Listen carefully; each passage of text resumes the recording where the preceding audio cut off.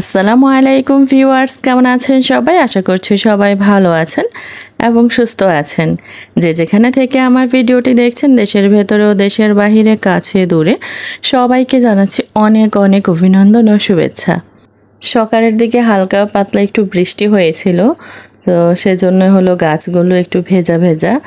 আর গেছে কয়েকদিন মোটামুটি বৃষ্টির কারণে গাছপালাগুলো একদম সজীব সতেজ হয়ে উঠেছে, দেখতেও খুব ভালো লাগে। আর সরকার পতনের পর এখন পরিস্থিতি খুব একটা ভালো না, চারিদিকে বেশ একটা ভয় ভয় পরিস্থিতি চলতেছে কয়েকদিন যাবৎ। আমাদের এলাকায় তো গতকাল রাতে ডাকাত পড়েছিল, মানে কি পরিমাণ যে ভয় পেয়ে গেছে বলতে পারবো না। মানে একদম ঘুম থেকে হঠাৎ করে উঠেছিলাম, তো ধরপড়িয়ে ভোর 3:30 কি 4টার দিকে মাইকে এলান করে বলতেছে যে ডাকাত পড়েছে। মানে জানে পানি থাকে না, এই ধরনের কথাবার্তা শুনলো হঠাৎ করে। তো যাই হোক, এলাকার লোকজন বের হয়েছিল, হওয়ার পর হচ্ছে আমাদের এই দিক পর্যন্ত আর কোনো ডাকাত আসেনি। আমাদের পাশের যে এলাকাটা, ওইখান থেকে নাকি কয়েকজনকে ধরেছে। মানে কি যে একটা পরিস্থিতি যাচ্ছে দেশে এই কয়েক মাস যাবৎ, 2টা মাস যাবৎ। এক হচ্ছে সরকার তো কোটা আন্দোলন গেল, তারপর সরকার পতন হলো, এখনও হচ্ছে মানে দেশের অবস্থা মানে স্বাভাবিক হচ্ছে না, করুণ পরিস্থিতি চলতেছে। আল্লাহ জানে কতদিন এই পরিস্থিতি চলবে, কতদিন মানুষ এভাবে ভয় ভীতি নিয়ে চলবে। আল্লাহর কাছে দোয়া করতেছি খুব দ্রুতই যেন সব কিছু সমাধান হয়ে মানে আগের মতো পরিস্থিতি ঠিকঠাক হয়ে যায়। আসলে এখন বিভিন্ন থানায় কোনো ধরনের কোনো পুলিশের কর্মকর্তা নেই, তো তাই হচ্ছে এখন এই যে কিছু পাতি মাস্তান আছে, তারপরে ছোট যে গ্যাংগুলি থাকে, এগুলোর যে ছোট ছোট বাচ্চা কাচ্চারা, ওরাই হচ্ছে এ ধরনের হাঙ্গামা চালাচ্ছে বিভিন্ন এরিয়াতে ঘুরে ঘুরে, মানুষকে ভয়ভীতি দেখাচ্ছে, বাড়িতে ঢুকে লুটপাট করতেছে। যাক, আল্লাহর কাছে দোয়া করব যত দ্রুত সম্ভব এই সব কিছু সমাধান হয়ে পরিবেশ পরিস্থিতি সব যেন সুন্দরভাবে চলে। আমাদের নতুন যে সরকার বর্তমান, উনি শপথ গ্রহণ করেছে দেখলাম আজকে, তো দোয়া করতেছি উনি যেন সুন্দরভাবে দেশটাকে চালায় যতদিন উনি ক্ষমতায় রয়েছে। কথা বলতে বলতে শেয়ার করতেই ভুলে গেছি যে আমি কি রান্না করতেছি আজকে হলো আলু আর হচ্ছে পটলের খোসা দিয়ে ভর্তা বানাবো, আর রুই মাছ দিয়ে হচ্ছে পটল আলু দিয়ে রান্না করব, আর করলা ভাজি। এই 3টা রান্নায় আজকে খুব একটা রান্না নেই, তো আজকের মানে সিম্পল রান্নাগুলো আপনাদের সঙ্গে আর কি শেয়ার করব। প্রথমে আমি হচ্ছে এই চুলায় মাছটা ভেজে কিন্তু আগে উঠিয়ে নিয়েছি, দেখেছেন। আর এখন আমি হলো এখানে করলা ভাজি বসিয়ে দিব, আর এক ফাঁকে আমি হচ্ছে আলু আর যে পটলের খোসা রয়েছে সেগুলো কিন্তু সেদ্ধ করে নিয়েছি, সেগুলো ভর্তা করব। সেটার জন্য শুটকি হলো সুন্দর করে ধুয়ে একটু গরম পানি দিয়ে ভিজিয়ে রেখেছি, এতে হচ্ছে শুটকির ভেতরে যে কাটা সেগুলো বের হয়ে যাবে, আর মানে ভর্তাটা যখন বানাবো তখন আর মানে কাটা কাটা যে লাগার একটা ভাব সেটা লাগবে না আর কি। তো এখন আমি করলা ভাজি বসিয়ে দিয়েছি, পেঁয়াজ রসুন কাঁচামরিচ ভেজে এবার হচ্ছে করলাটা দিয়ে দিলাম। তো করলা ভাজি হতে খুব একটা সময় লাগবে না, হয়ে যাবে। হলুদটা দিতে মনে ছিল না, এখন হচ্ছে একটু হলুদ দিয়ে দিয়েছি। এবার একটু ঢেকে দিব, ঢেকে দিলে হচ্ছে খুব সিদ্ধ হয়ে যাবে আর কি। আর অপর চুলায় আমি হচ্ছে এখন পটল তরকারিটা বসিয়ে দিব, পেঁয়াজ মরিচ ভেজে নিয়েছি, এবার হচ্ছে মশলা দিয়ে দিব। মশলা কষিয়ে, মাছটা তো আগেই ভেজে রেখেছি, মশলা কষানো হলে হচ্ছে পটল আলু দিয়ে দিব, দেন হচ্ছে পরে ঝোল দিয়ে মাছ দিব আর কি। তো এখানে খুব একটা মশলা দেইনি, জাস্ট হচ্ছে হলুদ মরিচ একটু জিরা গুঁড়া দিয়েছিলাম আর রসুন বাটা দিয়েছি। তো ওইদিকে মশলা কষাচ্ছি, আর এদিকে হচ্ছে আমি করলাটা আরেকবার নেড়ে দিচ্ছি, না হলে হচ্ছে নিচ দিয়ে লেগে যাবে।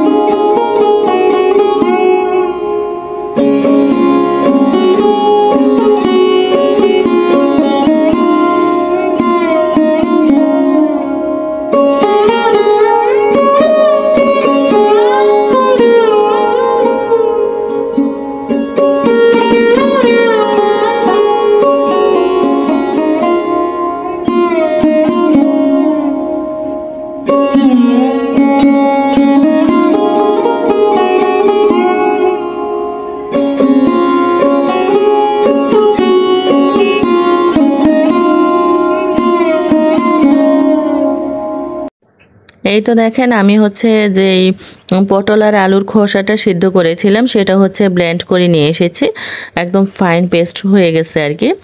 এবার হচ্ছে আমি এটাকে ভেজে নিব। তো তার আগে হচ্ছে পটলটা যে কষিয়ে নিয়েছি আর কি, দেখেন কষানোতে অর্ধেক সেদ্ধ হয়ে গেছে। এবার হচ্ছে ঝোল দিয়ে দিব, ঝোল দিয়ে তারপর হচ্ছে মাছ দিয়ে দিব। আর তরকারি রান্নার সময় সবসময় গরম পানি ইউজ করবেন, তাহলে হচ্ছে তরকারি থেকে মানে পানসে হয়ে যায় না তরকারিটা, অনেক সময় রান্নার পর ওরকম পানসে ভাব হবে না। আর গরম পানি দিলে রান্নাটা দ্রুত হয়ে যায়। তো পটলটা যেহেতু সেদ্ধ হয়ে গেছে মানে অর্ধেকের বেশি, আর হচ্ছে পটলটা একটু পানসে তরকারি, তাই পানির পরিমাণ কম দিব, দিয়ে হচ্ছে একটু মাখা মাখা করে রান্না করে নেব। পটলে বেশি ঝোল দিলে খেতে ভালো লাগে না। এবার হচ্ছে আমি ভেজে রাখা মাছগুলো একে একে দিয়ে দিচ্ছি, দিয়ে কিছুক্ষণের জন্য ঢেকে রাখবো। যখন মাখা মাখা হয়ে যাবে তখন হচ্ছে তরকারিটা নামিয়ে নিই। রান্নাটা হচ্ছে অপর পাশে দিয়ে দিব, অন্য চুলায় দিয়ে হচ্ছে এই চুলায় আমি হচ্ছে ভর্তাটা বানিয়ে নিব। তো আপনাদের সঙ্গে শেয়ার করব ভর্তাটা কিভাবে করতেছি। এই তো ফ্রাই প্যানে যে মাছ ভেজেছিলাম সে কড়াইতে আমি আরেকটু তেল দিব, দিয়ে হচ্ছে পেঁয়াজ কাঁচামরিচ দিয়ে প্রথমে একটু ভেজে নেব লবণ দিয়ে। লবণ দিলে হচ্ছে পেঁয়াজটা খুব দ্রুত সেদ্ধ হয়ে যাবে। তারপর হচ্ছে একটু রসুন বাটা দেব, দিয়ে রসুনের কাঁচা ভাবটা চলে গেলে তারপর বাকি হলুদ মরিচ জিরে বাটা, সামান্য একটু হচ্ছে গরম মশলা বাটা, বাটা না মানে গুঁড়া দিয়ে দিব, আমার কাছে গুঁড়া রয়েছে বাটাটা নেই। তো দিয়ে হচ্ছে মশলা ভালো করে কষিয়ে নিব।